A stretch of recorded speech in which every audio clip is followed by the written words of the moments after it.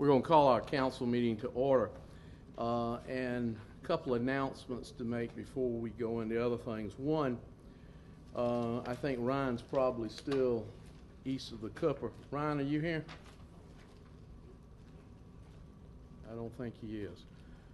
Ryan Johnson, one of the young men that works for us, was honored and recognized as one of the top 40 young professionals in the area under the age of 40, which says a lot about the type of young man he is and how blessed we are to have him working for us. He's truly a dedicated young man, a dedicated employee that puts his heart and soul in what he does, and wanted to have a chance to acknowledge that fact. He represents government, but this is people from all sorts of industry, commercial, professional, and government, and he was recognized, and we want to acknowledge that. One of the other things I want to acknowledge, Mr. King is not here tonight. By now he is in Rome, Italy. Rumor has it that the Pope was looking for somebody older than him to come give him some sage advice. And so Mr. King never has had problem giving his opinion on anything. So I think they called him in to give the Pope some advice on advancing the Catholic Church. That's pretty good for a Methodist, so we'll see how it goes. But just wanted to acknowledge that, and we want to acknowledge Mr. Hart, lost his brother last couple of weeks. And Sam, we're glad you're back, and wish your family the best in all that you do. Thank you. Okay, let's please rise for the invocation, followed by the pledge. Our gracious Heavenly Father, God, we thank you for this day. We thank you for the blessings you bestow upon us. Thank you for the opportunity to serve these great people of the city of North Charleston. Give us wisdom, give us understanding, and give us a heart of love and a heart of working together for the betterment of all. In thy name we pray. Amen. I pledge allegiance to the flag of the United States of America and to the republic for which it stands, one nation, under God, indivisible, with liberty and justice for all.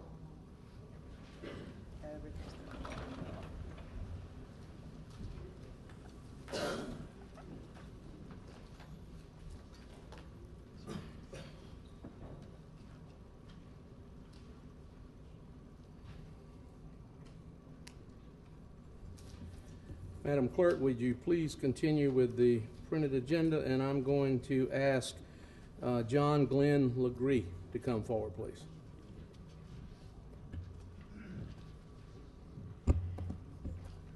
This is a memo announcing that Mr. Laguerre is the city's employee of the quarter.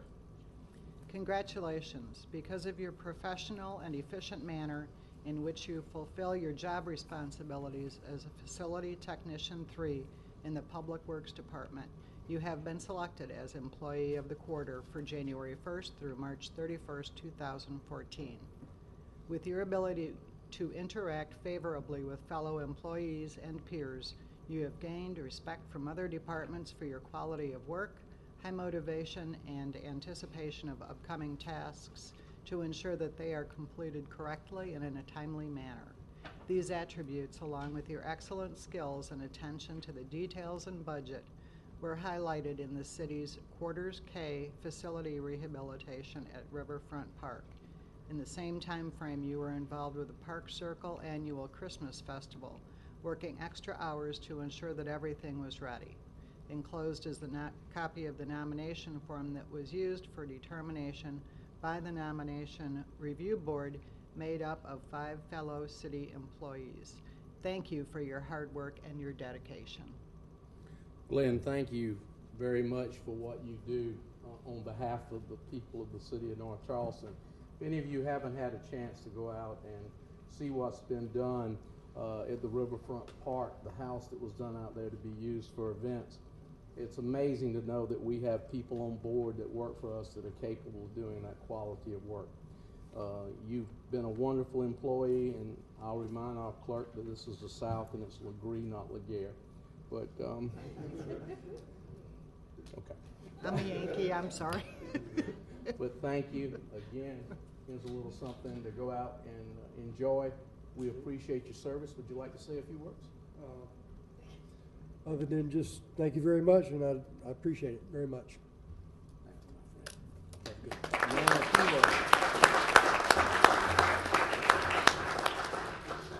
Okay, now it's time for us to introduce our employees of the month. As you know, we bring all of our new employees forward so that council can meet them and they can meet council, and the general public can also see who we are hiring and the quality of the people that we're hiring.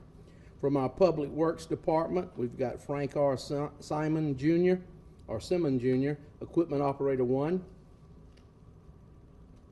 Joseph A. Chambers III, Equipment Operator 2. Where's everybody? Did I hear them moving? Here we come. Down front. All right. Joseph B. Winter, Auto Mechanic. Nathaniel M. Dees, Sanitation Laborer. Donald C. Smith Jr., Sanitation Laborer. And Jerry N. Wright, Sanitation Laborer. Recreation, Michael J. Usella, Maintenance Technician. And Sidney S. McDowell, Maintenance Technician. Sidney couldn't be with us. Council members, if you will turn around and view your council, these are your new hires for the month. Gentlemen, these are the people that give you the tools to do your job. We're going over the budget now, and I can say that the recommendation out of the mayor's office is 11 new hires in our Public Works Department, a department that's been overlooked for years because we really didn't have a space for people to work. But with our new Public Works facility, we'll be adding a new maintenance crew for our roads and a new landscape crew for our city as well. And these are the type of individuals that we're trying to hire to move this community forward. We appreciate your willingness to serve the people of the city of North Charleston, and we look forward to many long years of working together to make this great city that we have a better place to live, work, and play. Thank you very much. Let's welcome them aboard. Detail dismissed. You can go home. Thank you.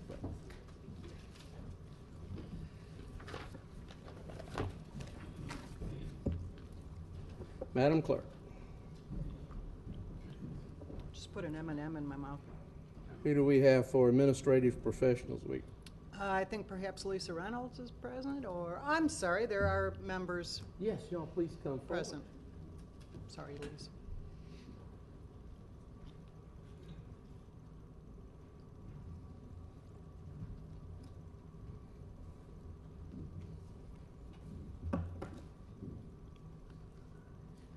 Please come on up. Madam Clerk.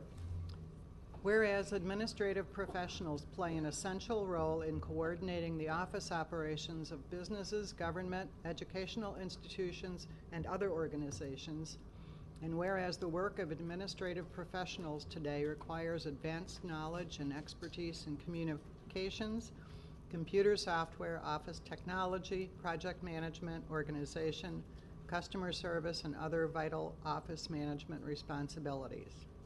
And whereas Administrative Professionals Week is observed annually in workplaces around the world to recognize the important contributions of administrative support staff and is sponsored by the International Association of Administrative Professionals.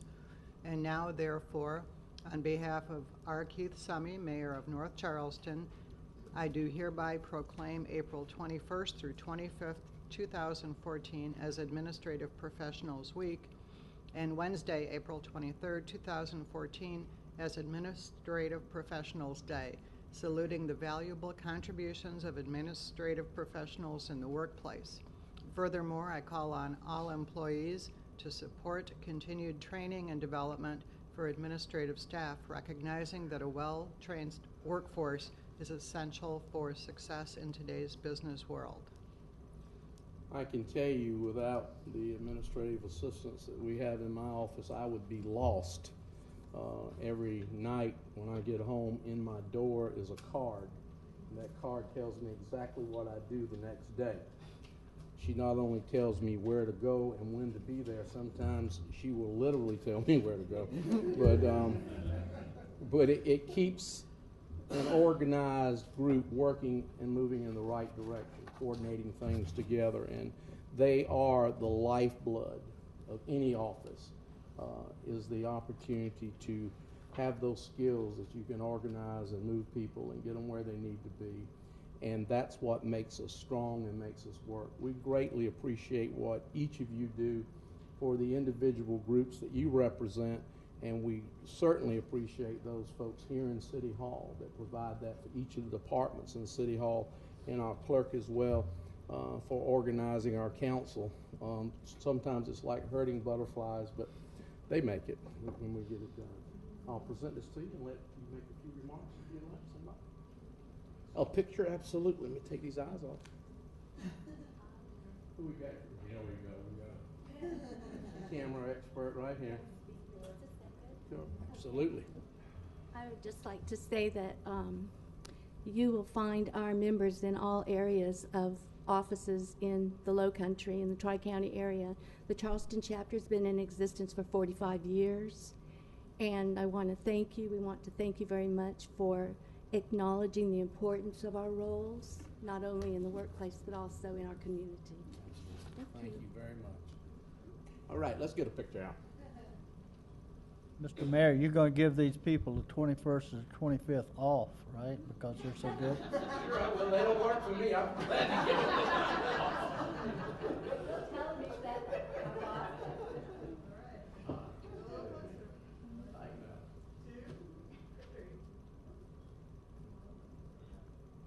One more.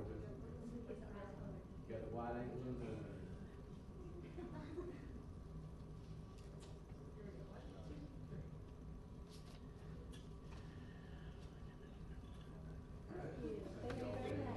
Well, I was referring to the ones that do work for us.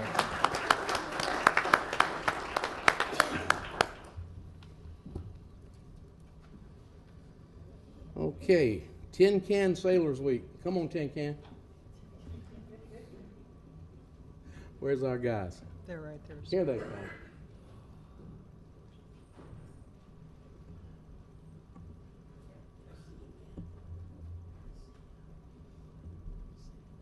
Yes, ma'am. A proclamation. Whereas the Tin Can Sailors of Goose Creek were officially designated Desron 3, Destroyer Squadron 3, by the National Association of Tin Can Sailors on April 17, 2010, marking only the third organization to receive this national recognition. And whereas the Tin Can Sailors of Goose Creek are veterans of cruisers, destroyers, frigates, and destroyer tenders with the mission to provide camaraderie amongst those who serve on ships affectionately known as a tin can. And whereas the tin can label for a destroyer was coined because the hulls of the ships were little thicker than a tin can, or about 3/8 of an inch. And whereas destroyers are the workhorse of the U.S. Naval Fleet, providing escort duty for aircraft carriers, gunfire support for land forces, support to subsurface forces, and protection from aerial targets. And whereas the annual Tin Can Sailors of Goose Creek Liberty Call on April 11th through the 13th, 2014 will be their 6th annual event. And now, therefore, on behalf of Mayor R. Keith Summy, I do hereby proclaim April 7th through 13th, 2014 as Tin Can Sailors Week in North Charleston, and urge all citizens to join in a salute to our naval forces in its observance. And this goes back for almost 100 years of Navy that served here in North Charleston. And we greatly appreciate the service that you gave to our country during that time, but we even also respect the fact that you chose to make this your home. And we're glad that you have and remain a part of our community. So thank you very much for the service that you have given, and that you still keep the time to get together with each other talk about not only the past but the future as well, and are still contributing to our great community. God bless you and thank you. Who wants to say a few words? I'll let y'all hold on, and you can talk. Mayor, I'd like to thank you, the citizens of North Charleston, City Council. This is the third year that you've honored us with this presentation. We greatly appreciate it.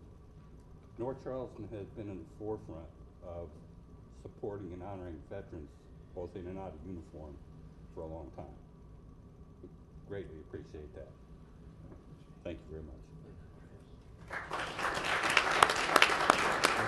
You want to say a few words? You want to say a few words? You're an old tin can. Yeah. Okay. Thank you. Appreciate it. Okay. Gospel Fest Day. Madam Clerk, who's here representing Gospel Fest? Wow. Where? Here he comes.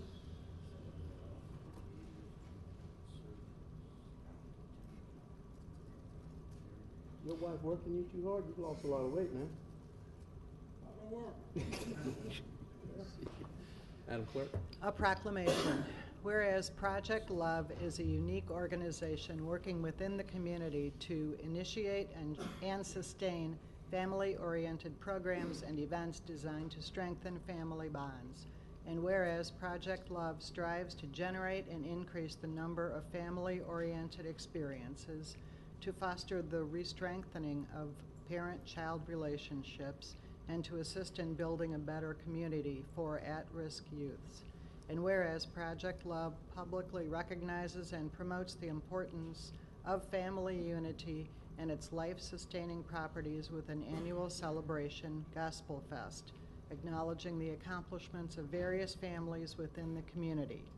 And whereas Project Love is comprised of a well-organized group of volunteers who provide a wholesome and trusting environment for the family's emotional, social, and spiritual well-being. Now, therefore, on behalf of R. Keith Summey, Mayor of North Charleston, I hereby proclaim April 20th, 2014 as Gospel Fest Day in the city of North Charleston and encourage the citizens of North Charleston to be supportive of Project Love and its mission to develop and nurture family unity. And we do encourage everyone to go out to the Riverfront Park on that day because it is about the backbone of our nation, and that's the family, and keeping the families organized together and working together. Social status that we have in our country today, the downfall of it has been the lack of parenting to children. And we know that what you're trying to do is to enhance that, and we greatly appreciate it on behalf of all the citizens of the city of North Charleston. Say a few words, yeah. I'm not going to say too much, but Mayor and the council, this is our 20th year. I'm going to give myself a hand. 20 years we have been doing this for the community. We started in Marion Square. We got too big for the city of Charleston. So we came and we made home of North Charleston. And since we've been here, we have enjoyed ourselves. And we want to invite everyone that's in here to come out. We have all kind of gospel music, Southern gospel, rock gospel, good gospel. Good gospel music. So we have everything for the children. That's April 20th, Riverfront Park, from 3 until 8 p.m. that day. So please come out. It's free. We have enjoyed. It's a fun-filled day for everyone to come out. My wife is pulling her hair out, but I'll just buy more hair.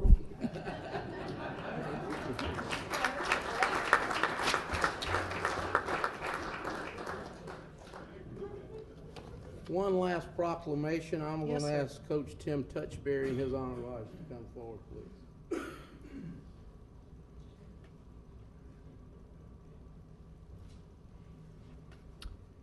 Mr. Mayor, can I Yes, read sir. this one? Absolutely. I'm going to let our attorney read this one.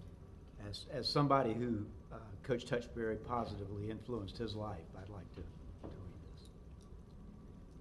Whereas Coach Tim Touchberry is an amazing man that has positively impacted many lives throughout his career in the school system and life in general.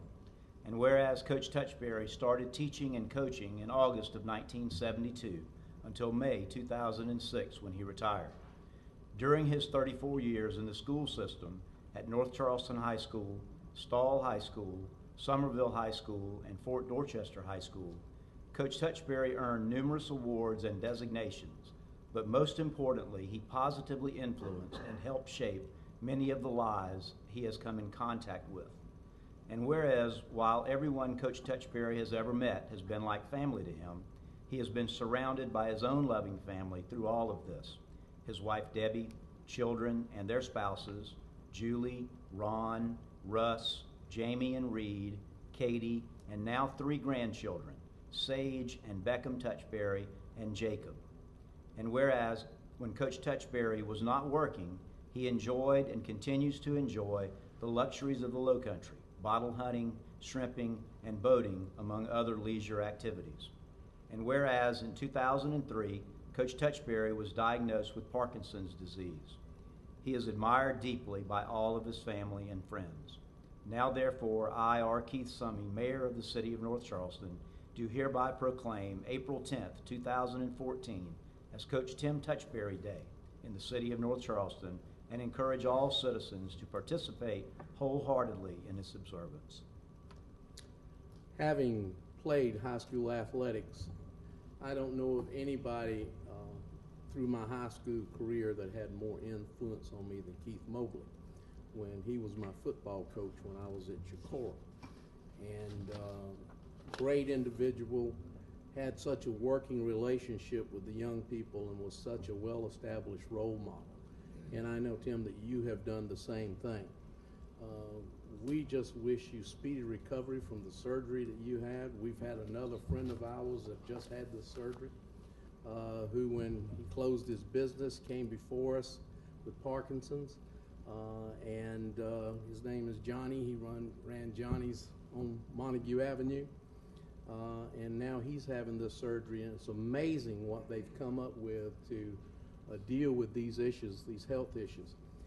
We know that it won't be long before you'll be back out there giving orders at the fields and doing those things, because you were very good at it while you were there. I do remember Stall High School. Is that place up there off of Ashley Phosphate Road? That's the better part.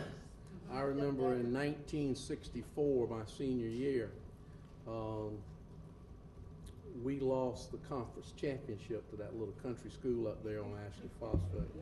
But it was always been a great experience watching you. And I think sometimes folks like you don't realize how many people are watching you, to look at how you touch the lives of our young people. God bless you. Thank you for every child that you have touched that have become young men in this community that are making us a better place. And we hope that you have many more years to give opportunity to love and respect other people. Thank you, my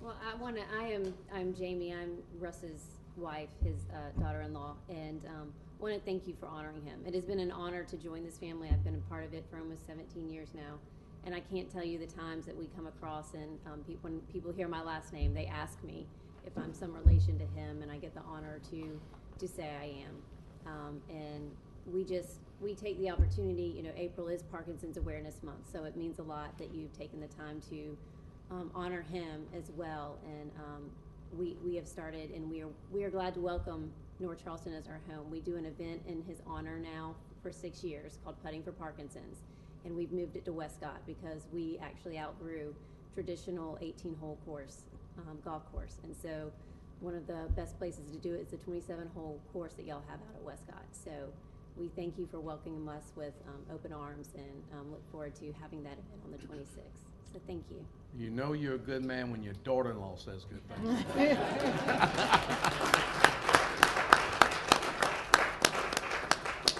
Madam Clerk, please continue the printed agenda. Yes, sir.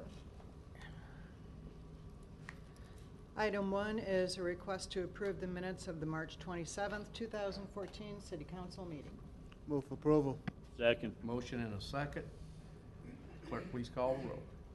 Mr. Astle? Aye. Ms. Jerome? Aye. Mr. Jameson? Aye. Mr. Brinson? Aye. Mr. Olds? Aye. Mr. Hart? Aye. Mr. Stigler? Aye. Mr. Brown? Aye. Mayor Summy. Aye. Motion carries unanimously. Item 2 is the final reading of an ordinance authorizing and directing the abandonment of a drainage easement off of Lambs Road and acceptance of an alternate drainage easement. Move to approve. Second. Motion and a second. Any discussion? Hearing none, the clerk please call the roll. Mr. Astle? Aye. Ms. Jerome? Aye. Mr. Jameson? Aye. Mr. Brinson? Mr. Olds? Aye. Mr. Hart? Mr. Stigler? Aye. Mr. Brown? Aye. Mayor Summy. Aye. Motion carries unanimously.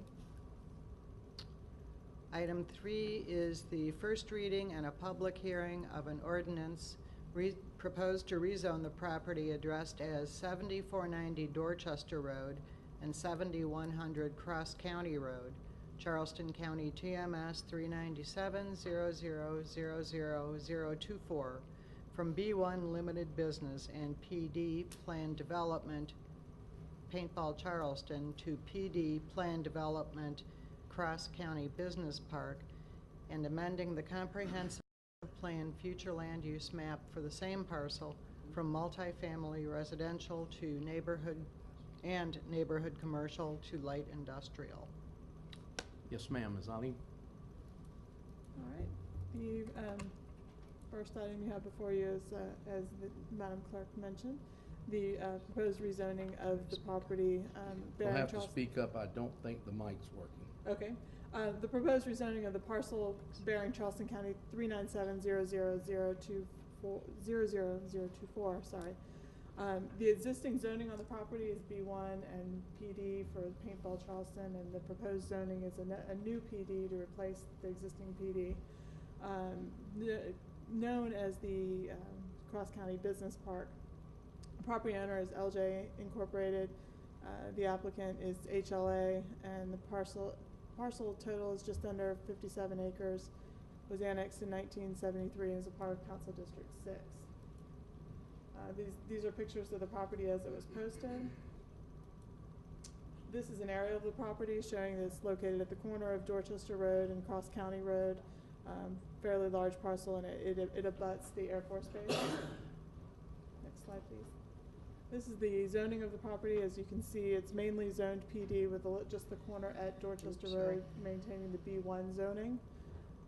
The adjacent zoning is a duplex development, and then the Air Force Base. Next slide, please. And this would be the proposed map amendment if the rezoning were approved. Currently, the future land use projected for the property is multifamily residential, and also the small corner of neighborhood commercial. If the rezoning were approved, that future land use would go to, light industrial.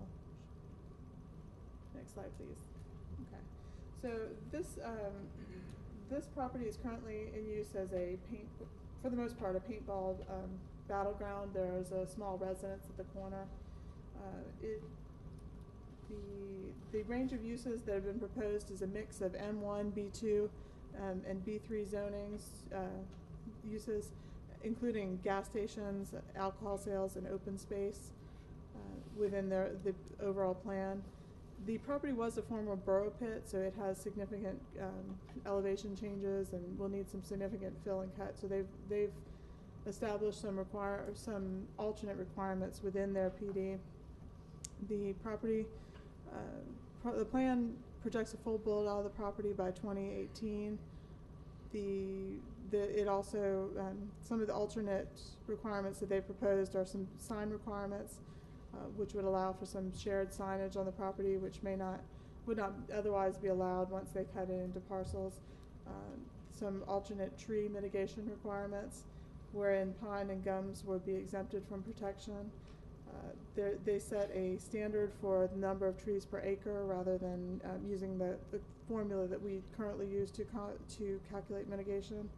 And it should note that grand trees require inch-for-inch mitigation, excepting, of course, pine trees and gums, which they have exempted from protection. The Planning Commission approved the street names Altitude Road and Supplier Road, and they have provided a traffic impact analysis as required with the PD.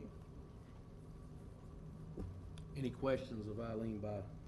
Mr. Mayor? Yes, sir. I'd like to, not a question, but a rambling statement. Before redistricting, this was in my district. It's now in Councilwoman Williams's district. When I looked at the package in the PDD, two things I saw right off the bat made me feel real comfortable. One was HLA and Barry Whalen.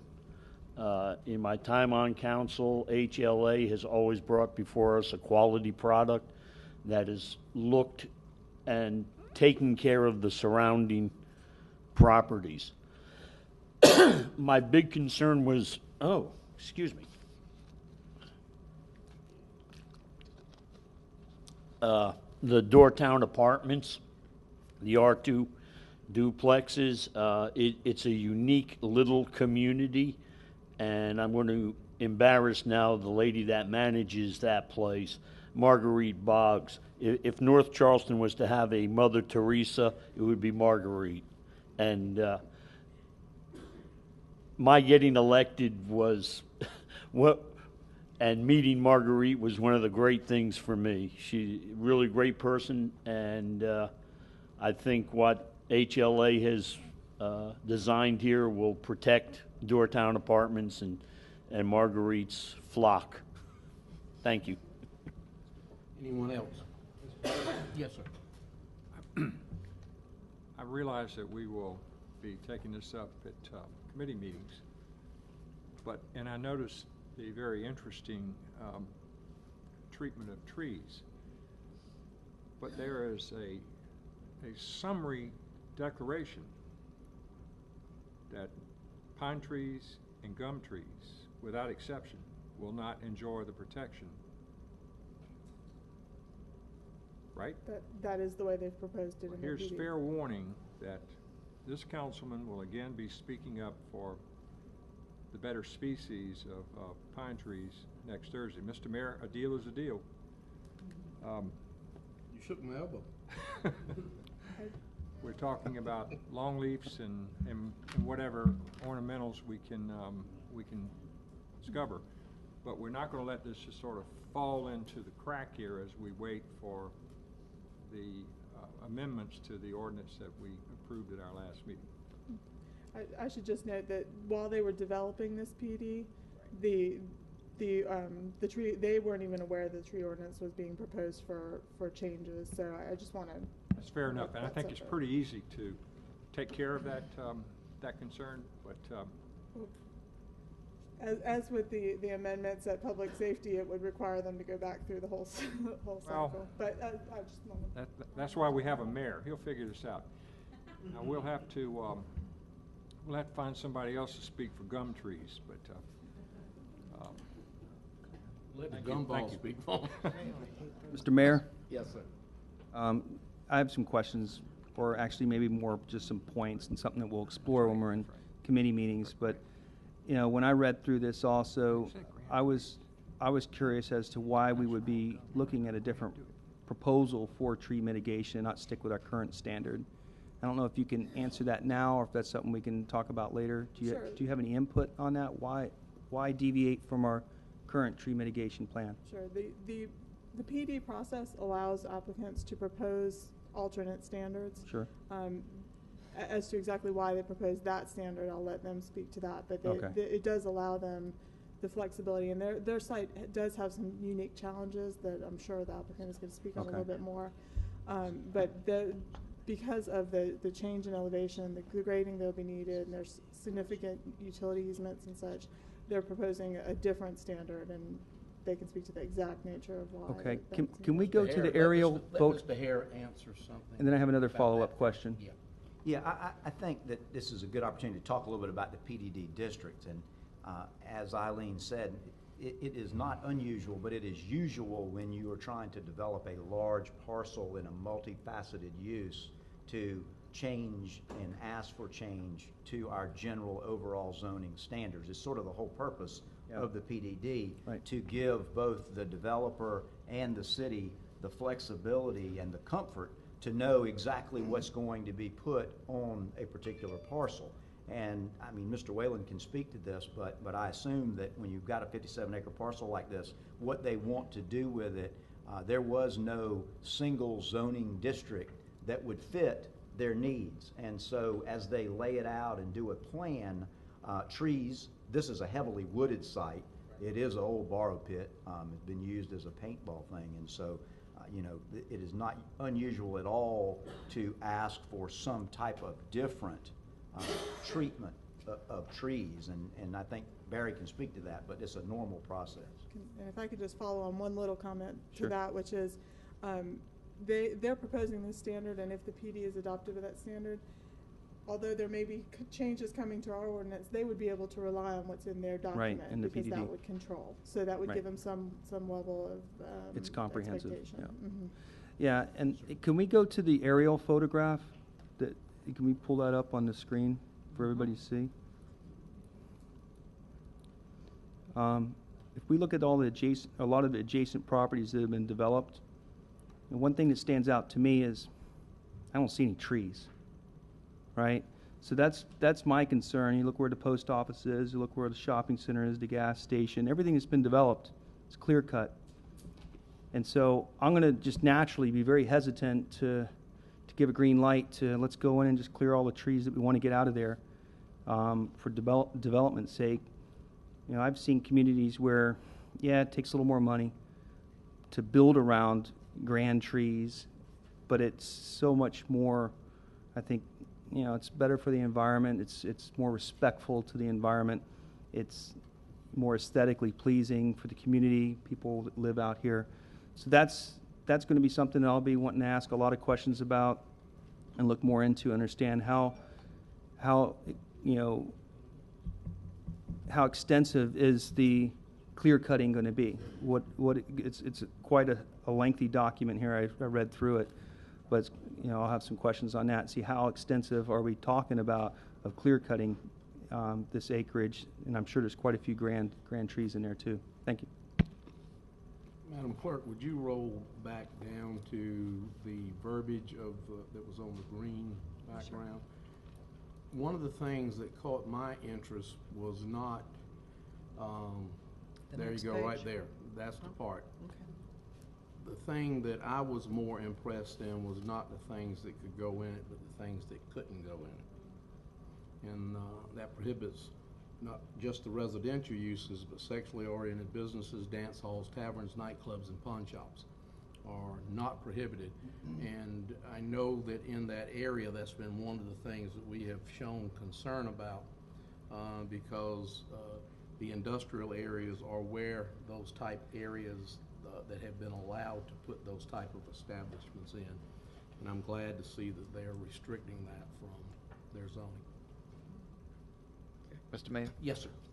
Thank you, and I would second that too. I'm most gracious for that protection. But one concern, or two points I'd like to make is, Mr. Brinson here commented, and I didn't hear anything about the trees. When I read this, the first thing that did stand out, or two things, was the limitations of businesses that couldn't go in there. And the trees, it made an exemption for all gums and pines. But even the present ordinance, if it's not even rewritten until we adopt it, is 8 inches for pines. We're going to 20 inches. So how could we even fairly accommodate this to go against our most recent tree protection ordinance of 20 inches? I mean, you're saying here every pine tree is exempt. But that's what was explained by the attorney in PDD. They come in with proposals that are not bound by current ordinances. That's why it is a PDD, and they have a chance to ask and seek those requests. And that's fair. That's fair. It doesn't mean that it's going to happen. Get there, but it's what they're requesting. Okay. So the next question I have is, you know, looking at an aerial shot here in the little community there, is you know, we go back to buffering, and this is one of the things that I bring up on every industrial, light industrial, heavy industrial, against residential and against heavy industrial and light industrial against residential or multifamily. It's incumbent, I think, of this council and this city to not just go with business requests. We, as the mayor has said, and you've put it in the best words, and correct me if I'm wrong, we have to establish a fair balance between community and industry. And we have to look out to protect all. And it's a challenge to do at times. But, Mr. Mayor, you know my position on this, and I just want to say it, and we'll discuss it more in public. I would ask that we try to bring some ordinances to this city for more protected buffers with industrial uses against neighborhoods and multifamily projects. But I think, again, Todd, if you look at the aerial, the complex already has I a see very it. large buffer. And that's what I've got to, that's why I'm awaiting to get those issues addressed. That neighborhood is a unique neighborhood. That It looks like they neighborhood got 50 or 100 feet, maybe. was created when the Naval Hospital was built. Those were units that were across from Pine Haven Shopping Center that were moved to that location to create rental housing when the Naval Hospital was built. And I think at that time there was a belief that there would be more residential components created along in that area.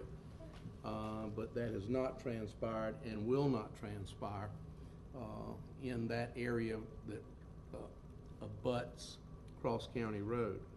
And so this is the first opportunity I remember before it became a thing where they shoot at each other with ink. That it was a place where people drove around on dirt bikes and dune buggies, and the noise was pretty atrocious, as the manager of the property can tell you. The light industrial, you have to remember, is a difference from heavy industrial, and the light industrial probably would be less offensive than the Air Force planes taking off and landing at that site. Mr. Mayor, Yes, if sir. I may, and I would concur with you, and I've just recently done it here on a GIS mapping, and there is quite adequate footage between the neighborhood community there, and this would probably ease Mr. Astor's concerns too. There's over 200 feet, pretty much in varied directions, before it even starts to the property line of them. That's right, So, and yeah. then they will be required in theirs to have additional They're buffer. 50-foot buffer. Separate, Right. correct. Thank you. Yes, Mr. Astor. Mr. Olds, I have concerns. Anybody else? This is an advertised public hearing. Anyone wishing to speak on this issue, please come forward, state your name and address for the record. Give us your remarks. Anyone wishing to speak on this issue? Excuse me, I meant. Yes, ma'am. Please come forward. I meant that for Dwight. I know. I'm sorry. Mr. Stigler, he apologizes. He meant that for you. Not for him. I was wondering about that. I'm sorry. You both look alike. Yes, ma'am. Anyone that knows me up there knows I'm going to talk. That's right, Marguerite. I know you well, Can't though. keep me shut. I've been the property manager out at Dortown Apartment, this little unique community. I love it. It's my family. We know who lives in 101A. We know what kind of medication they take. We know what day of the month they have to go to the doctors. Some residents have lived out there 25 years. I have lived out there. I have dealt with the racing. We had a sheriff's husband die right behind our house. We've had people come to our house 3 o'clock in the morning asking for change. They were stuck. Hey, we're all human. We're going to help everybody. Paintball came in. Next thing I know, my tenants were getting shot. Okay, let's see how we can become friendly. We work together. We work together, and that's what you have to do as a community. If paintball has to go, they have to go. If this new industrial business needs to come in, I think it might help Dortown out. We stay. North Charleston don't even know. We have police officers that have been in the police department 16 years and don't even know we're out there because we don't cause no trouble. They say that woman that takes care of the place, she takes care of everything. She is the police. I am. So let me tell you, Mr. Kuznick couldn't be here tonight because his mom has passed away. He's in Germany. So he asked me to come, and I've been there for 27 years, and I've been there since the beginning. I love Doortown. I'll fight for Doortown, but I think this is a good idea. We've had to go through the racing, the paintballs. When you're walking out your yard, you go boom, boom, boom, and they're in your yard. And so I think that, you know, I like the guys. We've worked together. I'll work with anybody, and I think but Doortown's unique, and I just wanted to know that how passionate I am, and I don't have any qualms with this. Doortown Thank you. is still part of the history Yes. of the naval presence in our community. Yes. Thank you. Thank you. Do you need to speak, Barry? Do you think you're okay, comfortable right now, and want to wait till the committee meeting? Yes. That's a pretty big hint, Barry. She spoke a lot more elegantly than you will ever be able to. And he has such a good introduction, sometimes you want to roll with it. I'll leave it up to whether or not you think. Well, I think that we understand. I think the best benefit that you've had tonight is the questions that have come from the council, so you can have a time to address those before the meeting next week. And you can contact them individually to find out and get more explanation of what they're interested in, and get those answers, so you'll have those prepared a week from now. Sure, that'd be fine. I appreciate the questions that you do have, and the site does have a dramatic amount of that grade change in the middle of it, and then when we sit in a small group, I can show that to you as to why we've proposed what we've proposed. We're just glad that they didn't get wet on you. Thank you. All righty. Anybody else wishing to speak? Hearing none, without objection, it's referred to our Public Safety Committee, which will be held at 5 p.m. next Thursday.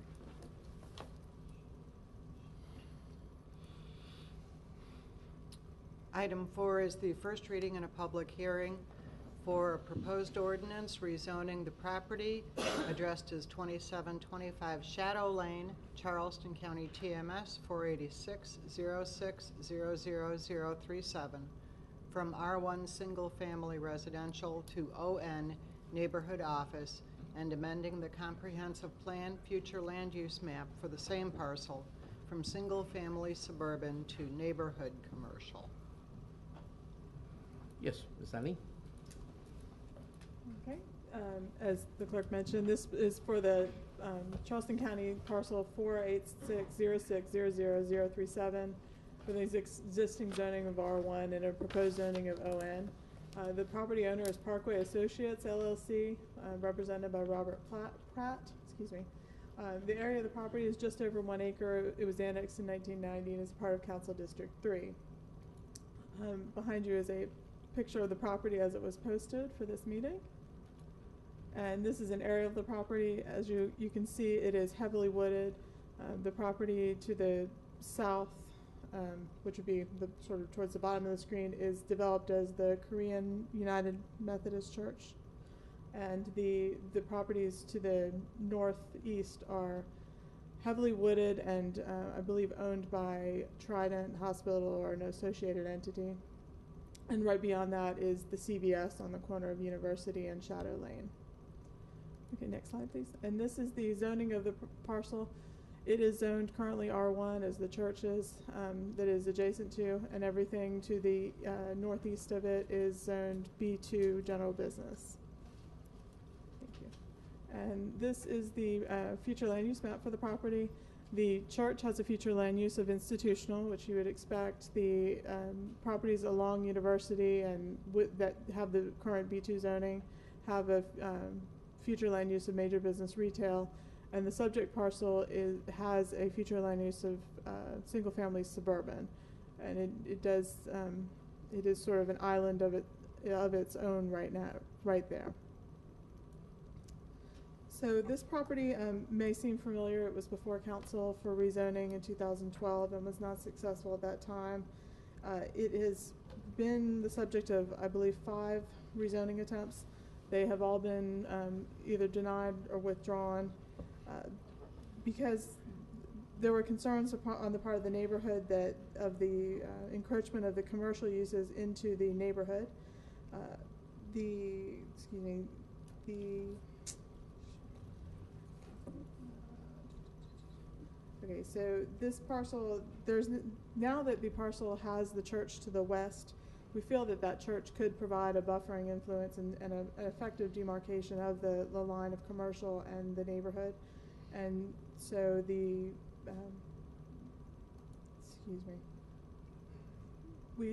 given the isolated nature of this parcel next to general commercial zoning and next to and across from churches is not best suited for residential development. And so staff is recommending approval, and the Planning Commission recommended denial after hearing from the neighborhood about the encroachment of commercial uses into Deer Park. I have a question. I'm going to offer Mr. Jameson the chance to speak first, since it is in his district. Okay. I don't normally speak at public hearings, but I am glad that I can say something about this. If you look at the picture that we have, it shows the zoning of the blue. All but the two little blocks in the front on Fernwood, it's all that Korean church.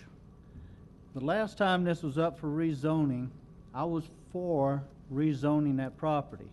However, at the Planning Commission, the attorney for the owner of the property said that the owner had changed his mind about developing the doctor's offices on that property.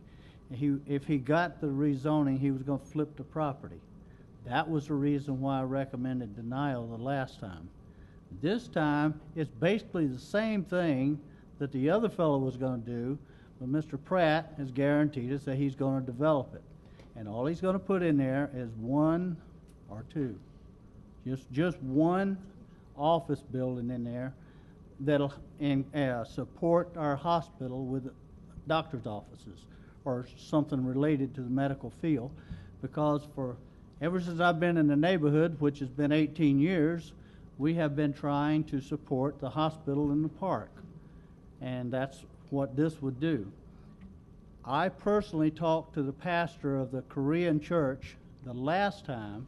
He went to his people. He didn't just make the decision. He went to his people, and they have no problem with this development. Therefore, I, as a councilman, am all for this rezoning. Thank you, Mr. Mayor. Yes, sir. Yeah, looking at this objectively here, when I'm looking at the proposed zoning map here, it's showing major business retail is adjacent to it, as well as the institutional, which is the church property, I take it. It's on the other side of it, right? And even across the street, it's institutional. It's another Zoned so typically you go from major business, you can go down to B1, right? Am I correct? And then office neighborhood, and then you step down from that would be institutional or residential. Am I right in the transition? Some of those are zoning categories and some are future land use categories, but in general, the concept, yes. Sir. Okay, so to me, it looks like a good transition as far as land use. I on the surface here, preliminarily wise, I haven't heard from the public, but I don't see any great impact in the surrounding area around this piece of property, so it looks like a reasonable request to me. Anyone else from council? Yeah, go ahead. Maybe let the public, then I'll. I do have, in Mr. Jameson, and I've heard this Deer Park stuff, and we've worked to accommodate this community. But guys, I want to say this because I know you're coming up here to speak against this. This is something that I think we're going to have to come to reason with this community and this line of demarcation. I think the line of demarcation should have been drawn when the Korean church was there, or before it ever went there. However, with this Korean church here, there's approximately 529 feet from the opposite property line to the office neighborhood property line that this petitioner is asking to develop. 529 feet. That's quite a distance. Not only saying that, to the opposite side of the property, not talking of the Korean church side, but the total opposite, are 2 commercial tracts that are already zoned commercial. So this is clearly, in no way, shape, or form that I can see anybody would ever want to build a house on this property and live between the commercial property. So I'm asking y'all to give some consideration and a little lenience here to the line of demarcation. This property can't just sit stagnant, or shouldn't have to sit stagnant forever, you know. And I'm going to share with you, I'm a realtor. I do some development. I realize there's times that we should or we should not. But guys, this is something that I would ask you to give sincere consideration to. You're surrounded by medical, you're surrounded by commercial, and you got a big barricade wall of that church that separates it. So I'm respectfully asking you, give a little leniency and consideration to this. Mr. Mayor? Yes, sir.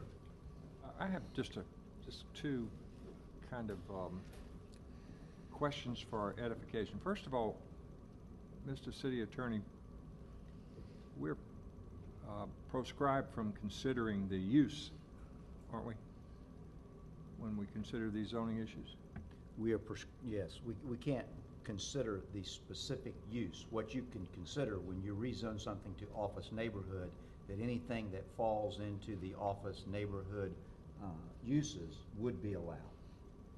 And so that is the brush we're painting with, not whether there's going to be 1 building, 2 buildings, a TP, or anything else. Well, the number of buildings would be controlled more by the size of the lot and what parking requirements and things like that. But the zoning, I mean, you're right. If you zone something ON, everything that's allowed in ON would be allowed. But ON is a fairly narrow zoning designation that really just supports office-type uses, doctor's office, lawyer's office, accounting offices, those kind of things. It is designed to be a very low-impact commercial use. Now, and thank you. Now, Todd, I think you have correctly anticipated what the message is about to be, but I think these folks, I predict they're going to be very consistent in advocating for protecting the integrity of the plan. We'll see. I think even they would agree, though, that there's some practical issues here. To me, though, there's also some consistency issues. I mean, government has to be consistent. If it's not, it's going to fall into the trap of being unfair. Now, Mr. Pratt, I know you're ready to develop this property, but 5 other, I was just looking at the record, 5 other owners over the last 10 years have also been before this council wanting to do the same thing that you now want to do. And again, Mr. Oles makes a very salient point about, you know, what's out there and what is the reality. Another point of consistency, Bobby, last fall, we were here with, and I don't remember the name of the street, the Carolina Eye Care project, where they wanted to take an R1 lot. Is it Dantzler?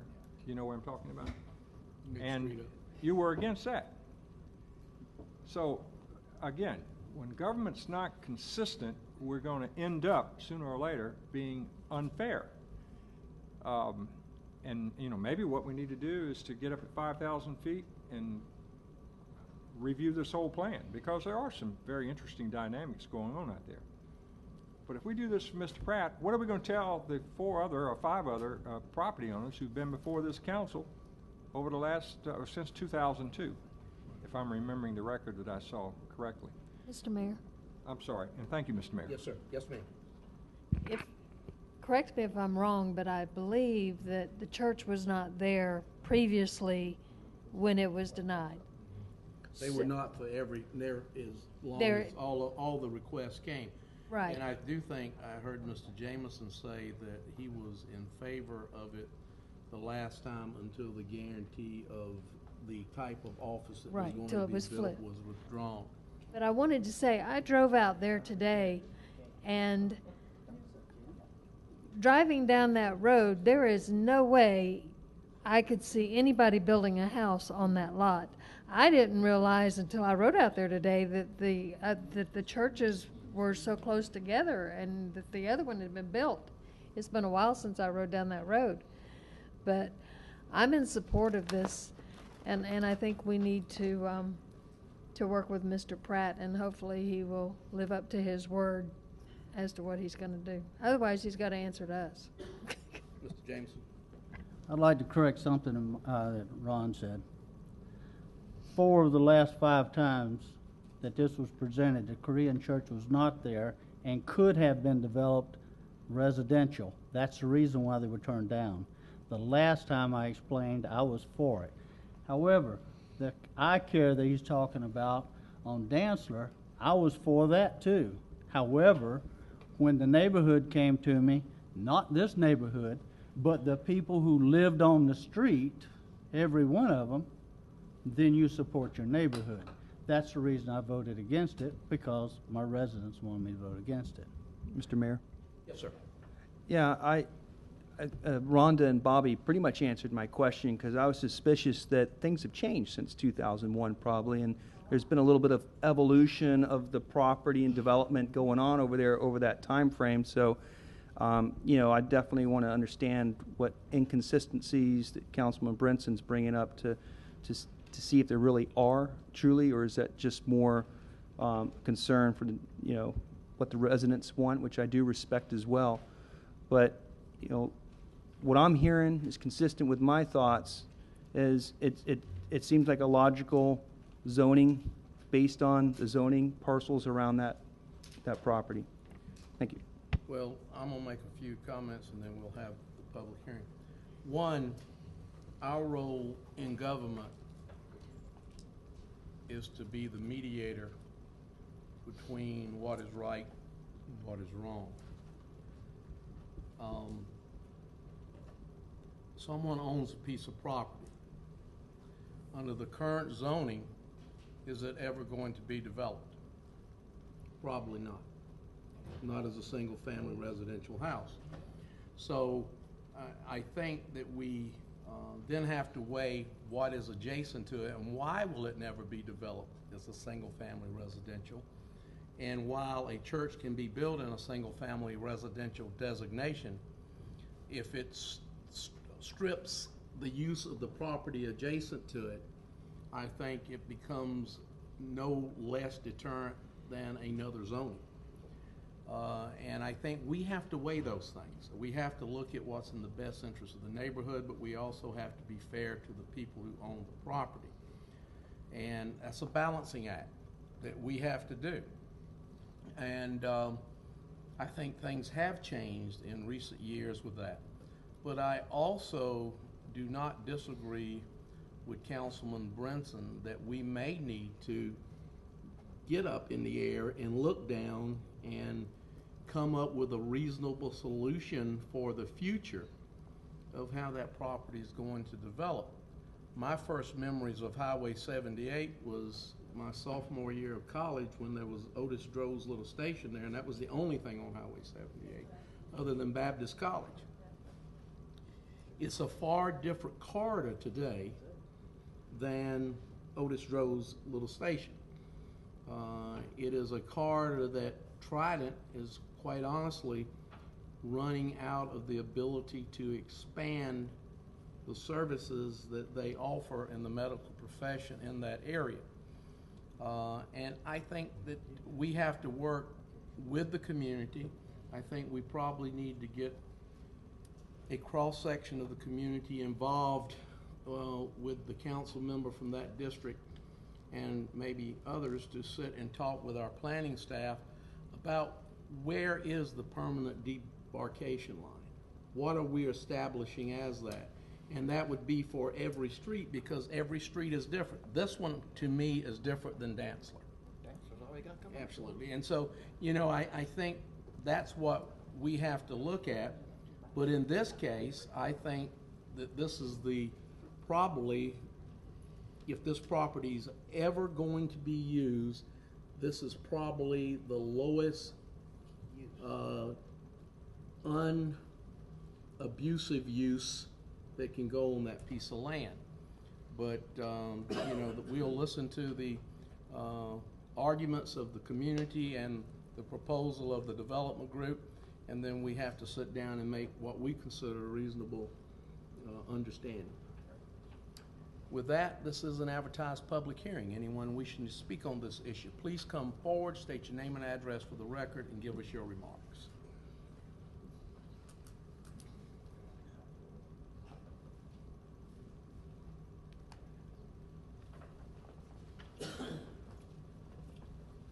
You have to tell me if you can't hear me. I'm not well and my voice is not Got you good, dear.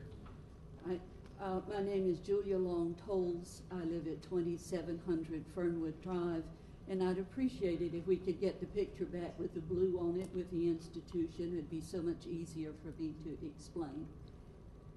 Is it this one, ma'am, or the? No, that one. Thank you. All right. You see the property that you're talking about, the white one on Shadow.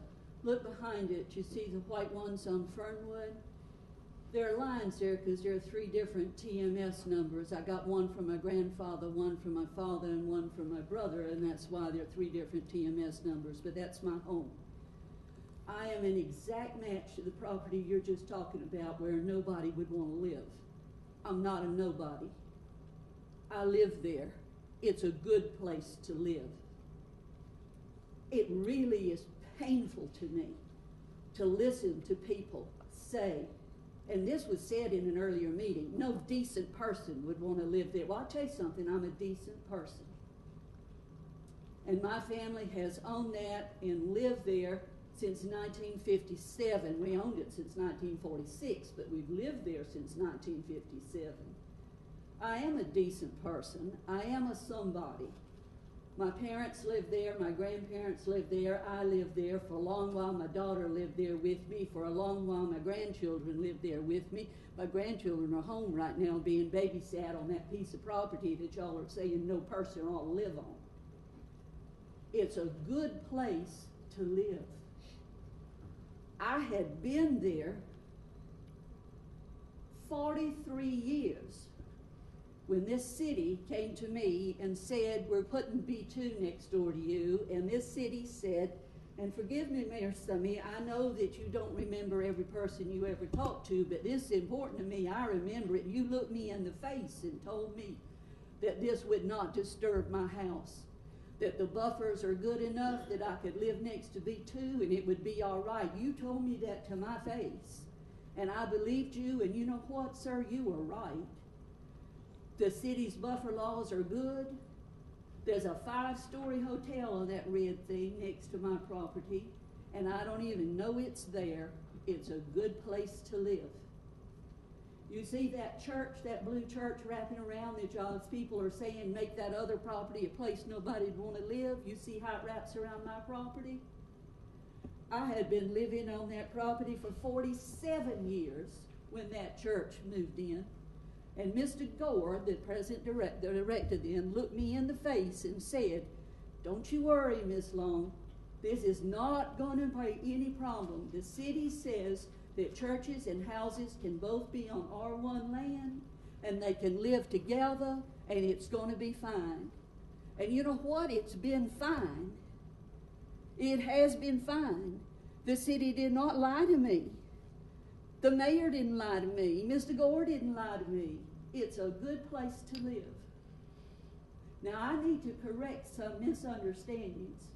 Every single time that property has been up, I've been to every public meeting. I haven't missed a one. Not a one. When was the first one? 2002.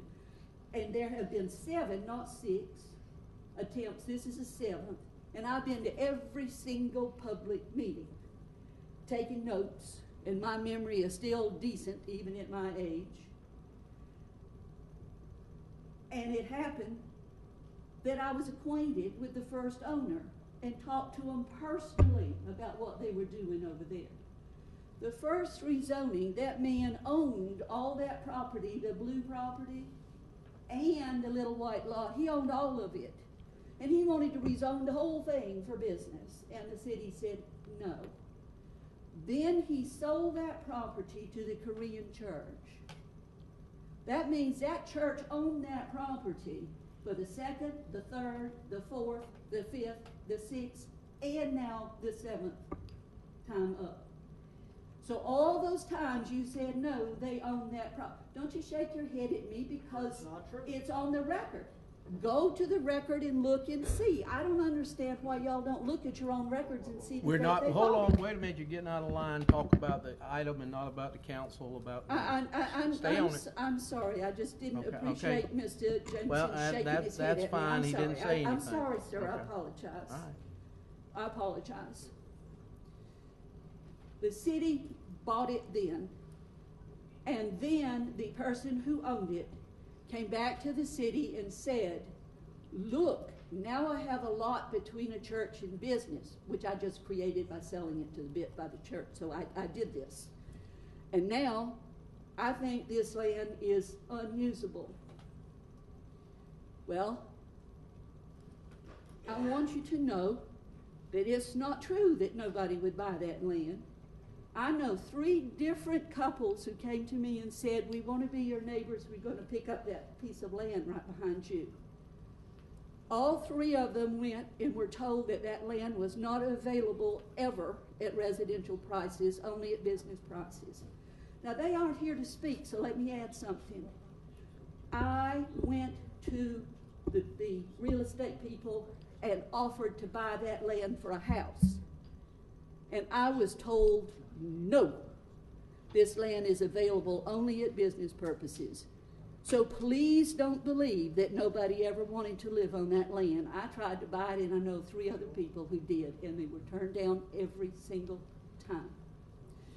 So let me just end this by saying one thing.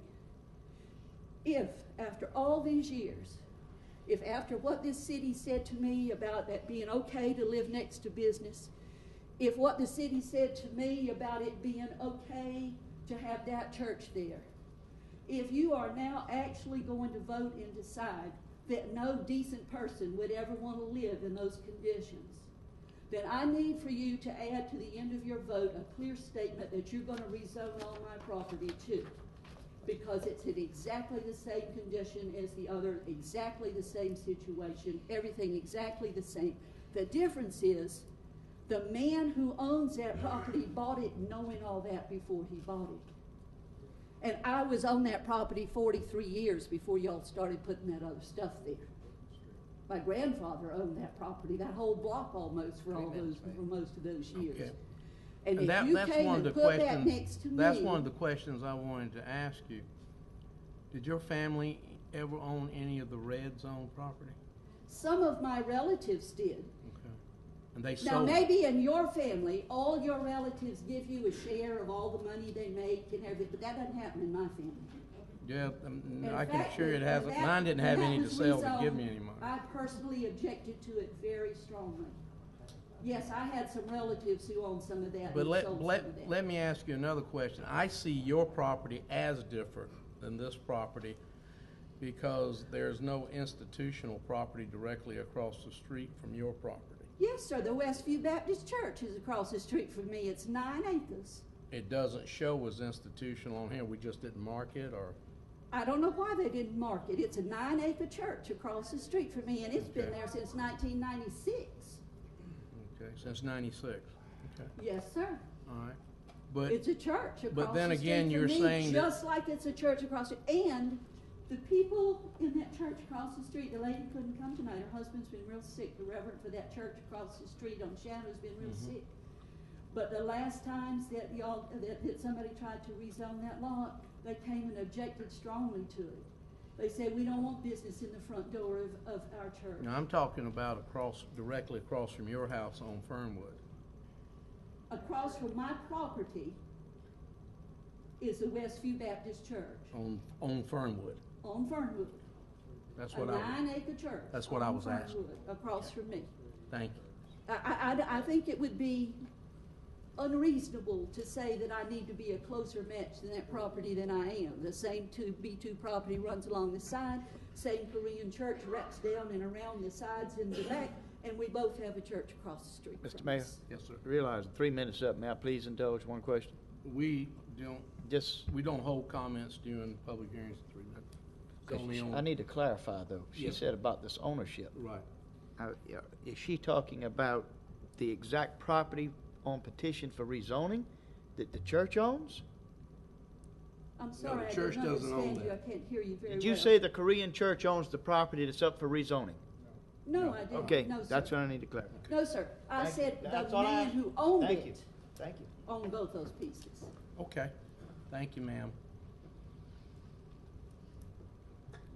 I think you've clarified all the questions we had about the property. Thank you, it was helpful. Thank you. Could I say one more sentence? Certainly.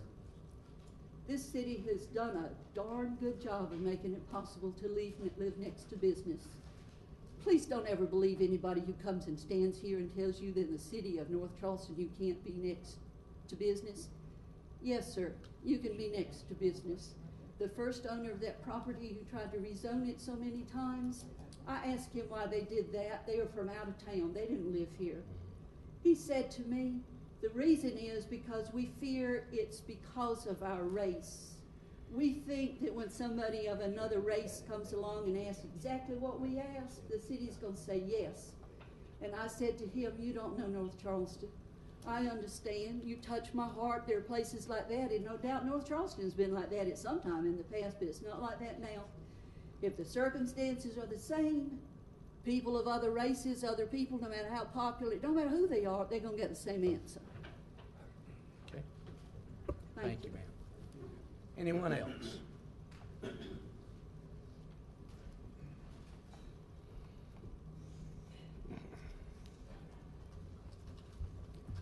Good evening, Mayor Summy and members of City Council. My name is Beth Evans, and I live at 2418 Albacore Avenue in North Charleston. I am the current president of the Deer Park Neighborhood Council, and as we've been here numerous times, Todd has already said, you know our stance. We don't want to ruin the integrity of the plan by going past that demarcation line. Most of the businesses around the Deer Park area face 78 or 52.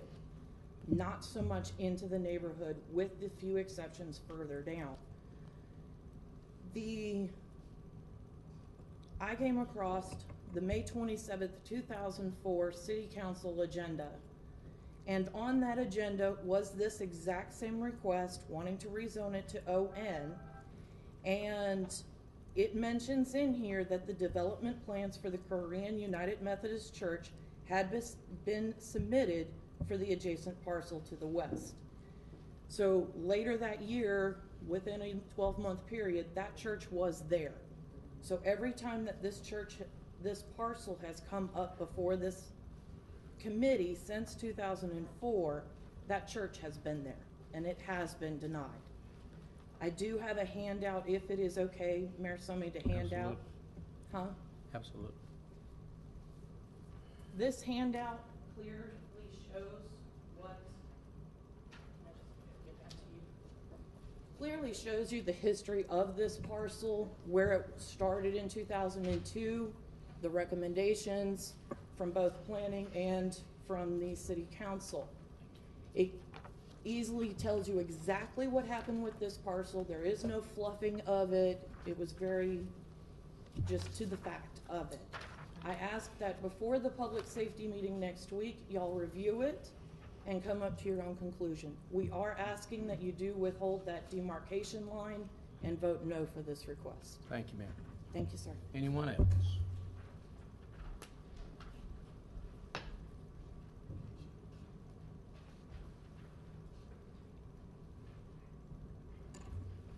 We are asking you, the Deer Park Neighborhood Council is asking tonight that you do stay with the precedent that has been set in the last 10 years over this, 10 or 12 years over this piece of property. Highway 78 has been developed over the last 20 years from a piece of residential property on both sides to, of course, a business corridor. At the beginning of our organization, our civic club, it was established that if the property had a frontage on 78, it would be business, except for this very large piece of property that was going to be a shopping center. Other than that, it's just a single strip of businesses down 78. The demarcation line we're talking about that follows along with the comprehensive development plan is not something that is just for the 5 streets in Deer Park. This is something that affects our entire city, so your decision has to be very carefully made.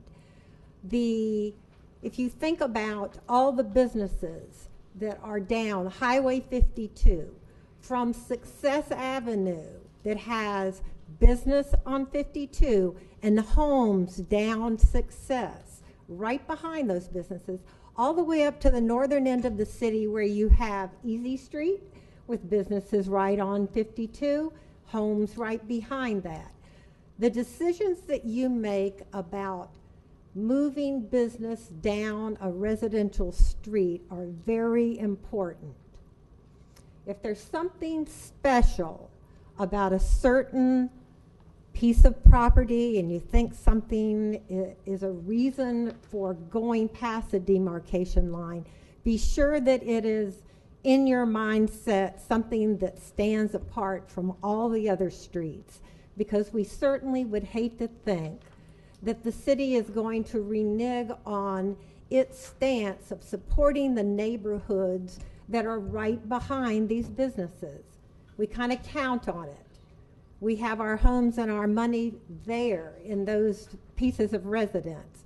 So if it's voted to be changed, please be sure that there's something in your mind that you know makes this different than all the other streets, or we are going to have a cavalcade from the south end of our city to the north end of our city of businesses thinking they can encroach into the neighborhood. If you just think about North Red Avenue, I grew up in North Charleston, traveled the streets, going to the high school and etc. Residential streets. Now you have businesses. But the people that live right behind those businesses on North Red are counting on you to keep the business out there on North Red. They don't want it coming down Braddock or coming down any of the other streets there. And they certainly do not want you to allow business to keep encroaching down North Red till it hits Park Circle. So there always has to be something in your mind on where the line is. And then please hold to that line whenever possible. Thank you. Mr. Mayor? Before we go any further, I do want to make one comment about this list of 7 items. I take personal offense at item 7, and every member of this council Amen. should take personal offense as well. I don't take, that's about it. And I can assure you, we know the gentleman who has requested the zoning. We've turned him down on zoning requests before. It has nothing, this council does not deal with who the hell is coming before us to request a zoning, and I take personal offense at it, and I think everybody on this board should take personal offense at it. I concur, Mayor. I haven't even talked to this gentleman, and you're making an inference as to our integrity up here and that we deal underhandedly and shortfall this city and this government, and it's uncalled for, and I don't appreciate it. All right, anybody else wishing to speak? Yes, sir. The so-called gentleman, I guess. Mr. Mayor, Mr. Council, thank you. I'm Robert Pratt. I'm the person that's made the request for this zoning change. And I guess the best thing I could do is say, I keep hearing about a demarcation line, and I'm not aware of one. And I look at that Korean church being right there, and I'm not sure when one ever came about, and I'm not so sure it came about on this street. But I can tell you, with the church being there, and me having talked with Pastor Jan, I think his name is, he told me he has no objection. And he's to 2 sides of this property. He's to the left side, he's to the bottom side, and the people to the right-hand side are Trident Hospital. So the people that touch the property have no objection to us going with this zoning, office neighborhood, and we intend to build a medical building. I know the zoning will tell you what it tells you, but I'm standing here telling you that we're going to build one building that's going to look good. All I can do is show you what I've built in the past and show you. I was going to give you a little map, which I've got y'all's emails off of the website, and I've tried to send you this map. I don't know if you've had a chance to open them and look at them, but we mark all of the businesses that are surrounding this property. We are, in effect, an island We are around businesses. We will do a good job, and we will do it very, very unobtrusive. I don't even think you'll know we're there, other than it'll be a business in the city of North Charleston that will be good for the city. I'd like to pass these around. Absolutely, sir. Just start them down there and they'll pass them on down. Thank you, sir. Anyone else wishing to speak on this issue? Yes, sir.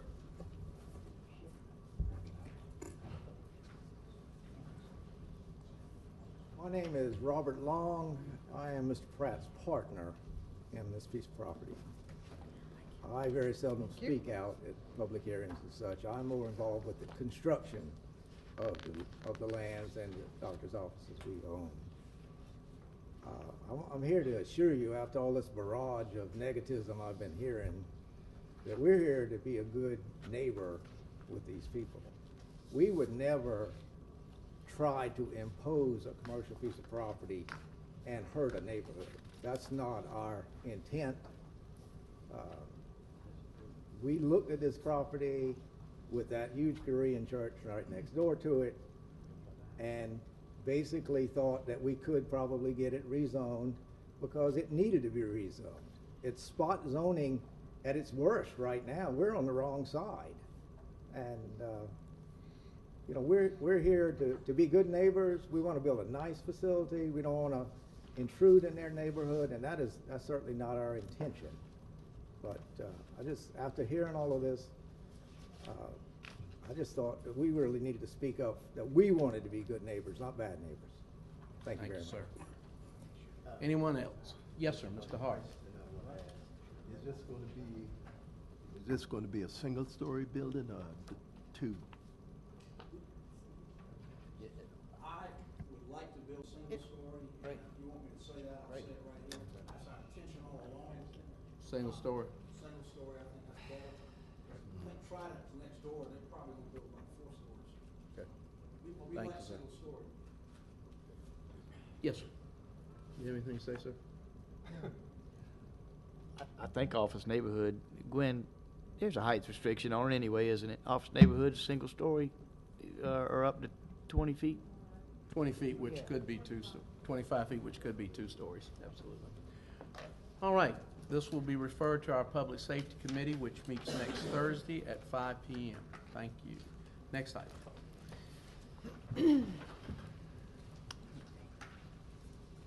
Item 5 is the first reading and a public hearing for an ordinance amending sections 8-3, 8-4, C6, 8-4, C7, 8-4E, 8-5E7, 8-8C, 8-8D, 8-11C, 8-11D, and 8-11E of the zoning regulations of the City of North Charleston to update certain portions of the city's sign regulations in an integrated fashion. Okay, Ms. Gwen. Yes. Ms. Eileen, excuse me. This ordinance cleans up some provisions of the existing sign ordinance. It will allow for interim signage, and if a business has submitted for a permanent sign, they can put an interim sign up in the interim while those signs are being constructed. Excuse me. It also cleans up a reference to what is required versus what's required by the building code, so that zoning isn't holding something for something building doesn't need, or making sure that we get the appropriate information. It also eases the engineering documentation required when a non-conforming sign is being made more compliant with city requirements. And finally, it sets a height restriction in the CRD district and also a sign area limit in the CRD district, which mirrors what has been used in the overlay districts. In the CRD district, a monument sign is required, as is the case in the overlay districts. And so this would just carry over the other provisions so that we don't have really tall, really tall monument signs. Any questions? This is an advertised public hearing. Anyone wishing to speak on this issue, please come forward, state your name and address for the record, and give us your comments. Anyone have anything to say? Hearing none, it will be referred to the Public Safety Committee, which meets next Thursday at 5 p.m. Next item. Item 6 is the first reading of an ordinance amending subsection 5-33C of the Code of Ordinances for the City of North Charleston to remove a reference to subsection 5-36. I believe Mr. Hare is up to date on what this is. Yeah, this really is just to adjust a Scrivener's error in the previous ordinance. It's absolutely no big deal. Okay. This is not a public hearing, is it? Okay. Here, motion to move it to committee. Motion and a second. Any discussion? Clerk, please call the roll. Mr. Astle? Aye. Mr. Jerome? Aye. Mr. Jameson? Aye. Mr. Brinson? Mr. Olds? Mr. Hart? Aye. Mr. Stigler? Aye. Mr. Brown? And Mayor Summy. Aye. Motion carries unanimously, and item 7 has been withdrawn from the agenda. Mr. Mayor, members of council, if you please, we need a motion to go into executive session to discuss a legal matter. And it shouldn't take more than 3 minutes. Have a motion? Motion and a second.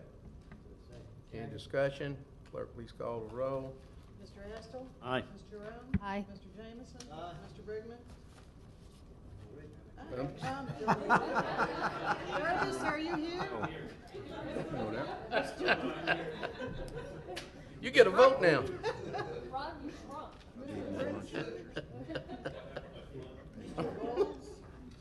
Trying to get on the right side. Mr. Stigler? Aye. Mr. Brown? Aye. Mayor Summy? Aye.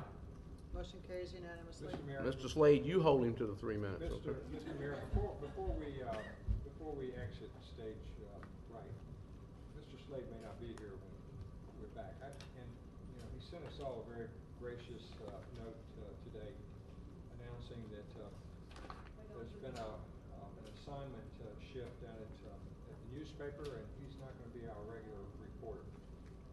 David, I think I speak for all of us when I say that you've just done a great job of being fair and timely with your reporting about our city, and that's all we can ask from a good reporter, and you're a darn good reporter. Thank you so much.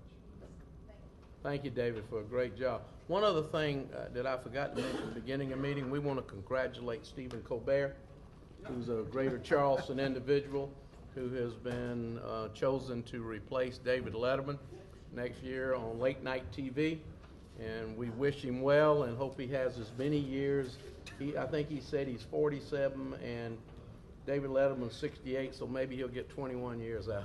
He said this afternoon he was trying to drive a wedge in between his front teeth so he could fit in there. He's a character, man.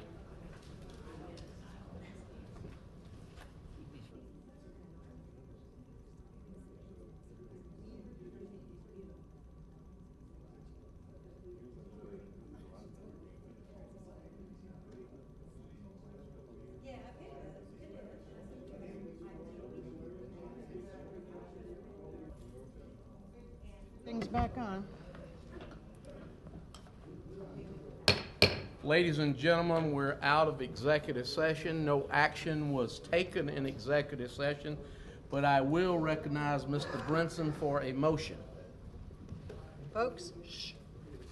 Mr. Mayor, I would move that council authorize the city attorney to take whatever legal action is necessary to protect the city's interest in the operation of Ring Road. Second. Have a motion and a second. Any discussion? Just for people's understanding, Ring Road is the road around City Hall.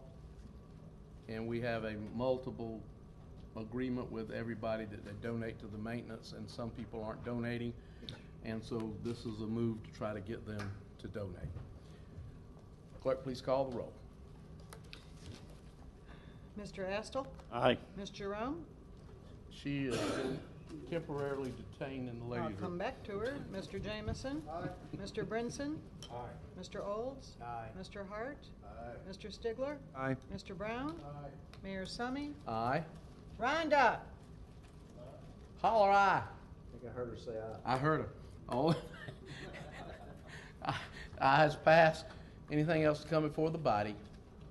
Hearing nothing, thank you. The meeting's adjourned.